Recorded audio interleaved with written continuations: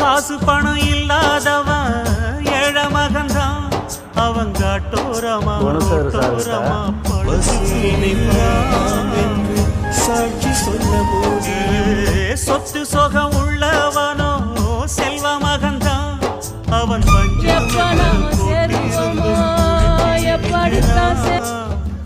எது மற்ற பேர்களுக்கு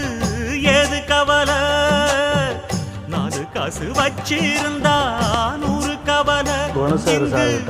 ஆசை வச்ச நெஞ்சுக்கெல்லாம் அமைதி இல்லையே